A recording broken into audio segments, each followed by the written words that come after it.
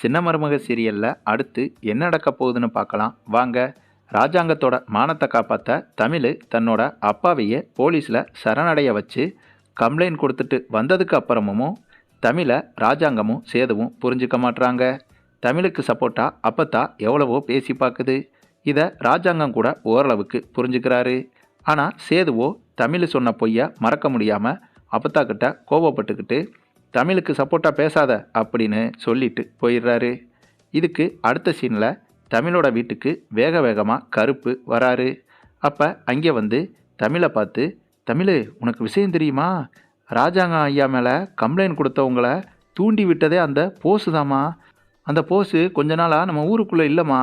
இப்போ திரும்பவும் ஊருக்குள்ளே வந்து அவனுடைய சேட்டையை திரும்பவும் ஆரம்பிச்சிட்டாமா.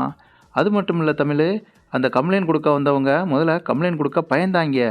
அமைச்சரோட வீடு, பெரிய ஆளுங்க சாவாசம், நம்ம கம்ப்ளைண்ட் கொடுக்க முடியாது அப்படி இப்படின்னு பயந்துருக்காங்க தமிழ். ஆனால் இந்த போஸு தான் நீங்கள் கம்ப்ளைண்ட் கொடுத்தீங்கன்னா தலைக்கு 5 லட்சம் தரேன்னு சொல்லி கூட்டிகிட்டு போயிருக்கான் தமிழ். இந்த விஷயம் இப்போ தான் எனக்கே தெரிய வந்துச்சு தமிழ். அதான் வேகமாக வந்து உங்ககிட்ட சொல்லணும்னு வந்தேன். இந்த எல்லா சம்பவத்துக்கும் காரணமே அந்த போஸு பைய தான் அப்படின்னு கருப்பு சொல்லவும் உடனே தமிழ், அண்ணே உண்மையானே, நல்லா தெரியுமானே, போஸு திரும்பவும் ஊருக்குள்ளே வந்தது உங்களுக்கு உறுதியாக தெரியுமானே அப்படின்னு தமிழ் கேட்க, அதுக்கு கருப்போ, ஏம்மா தமிழ் உண்மைதாம்மா, எனக்கு இந்த விஷயம் தெரிஞ்சதுக்கப்புறம் இந்த ஊருக்குள்ளே தான் போஸு இருக்கானா அப்படின்னு பார்க்குறதுக்கு நானும் போனேன் தமிழ். அந்த கம்ப்ளைண்ட் கொடுக்க போனவங்கக்கிட்ட இதை பற்றி பேசி விசாரிக்கலாம்னு போனேன். அங்கே இந்த கம்ப்ளைண்ட் கொடுக்க போனவங்கக்கிட்ட போஸு உட்காந்து பேசிக்கிருந்தேம்மா.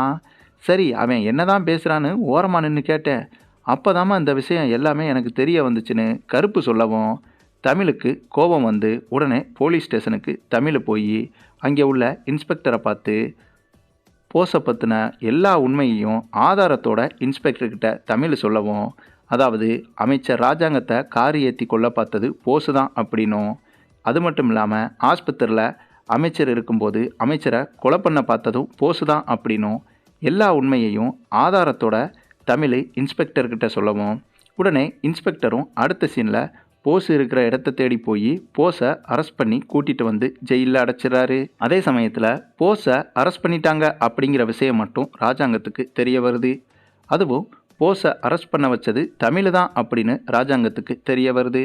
உடனே ராஜாங்கமும், இது என்ன பெரிய இலவா போச்சு, ஐயா சேது, உனக்கு கல்யாணம் பண்ணி வைக்கும்போது தராதரம் பார்க்காம கல்யாணம் பண்ணி வச்சது ஏன் தப்பு தாயா? நேற்று என்னன்னா என்னைய போலீஸ் அரெஸ்ட் பண்ணுற நிலைமைக்கு செல்லப்பாண்டி வேண்டாத வேலை பார்த்து விட்டான். இன்றைக்கி என்னென்னா அந்த தமிழ் போஸை பிடிச்சி ஜெயிலில் போட்டிருக்கு. இப்படி டெய்லி எனக்கு பைத்தியம் பிடிக்க வைக்கிதுங்க நான் சம்மந்தம் பண்ண இடம் அப்படின்னு புலம்பிட்டு உண்மை என்னன்னு தெரியாமல் போஸை ஜாமீனில் எடுக்கிறதுக்கு ராஜாங்கம் போலீஸ் ஸ்டேஷனுக்கு கிளம்புறாப்புல. அடுத்த சீனில் போலீஸ் ஸ்டேஷனில் ராஜாங்கத்தை பார்த்த உடனே இன்ஸ்பெக்டர், ஐயா வாங்கய்யா வாங்கய்யா வாங்கய்யா, உங்கள் விஷயம் தெரிஞ்சுதாயா இந்த போஸை அரெஸ்ட் பண்ணியிருக்கோம். ஐயா அன்னைக்கே நீங்கள் ஒரு வார்த்தை சொல்லியிருந்தா அப்போவே ஆக்ஷன் எடுத்திருப்பேலையா.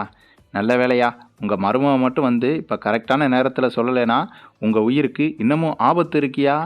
உங்களை 2 தடவை கொலை பண்ணுறதுக்கு முயற்சி செஞ்ச இந்த போஸு உங்களை அவமானப்படுத்துறதுக்கு உங்கள் மேலே கம்ப்ளைண்ட் கொடுக்குறவங்களுக்கு 5 லட்சம் கொடுக்குறேன்னு சொல்லியிருக்காயா அப்படின்னு ராஜாங்கத்துக்கிட்ட போலீஸு சொல்ல, இது எதுவுமே தெரியாமல் ராஜாங்கம், நீங்கள் சொல்கிறது எதுவுமே விளங்கலை இன்ஸ்பெக்டர், போஸு என்னைய கொலை பண்ண பார்த்தானா, என்ன சொல்கிறீங்க அப்படின்னு ராஜாங்கம் கேட்க, அப்போ தான் நடந்த எல்லா விஷயத்தையும் ராஜாங்கத்துக்கிட்ட இன்ஸ்பெக்டர் சொல்கிறாப்புல.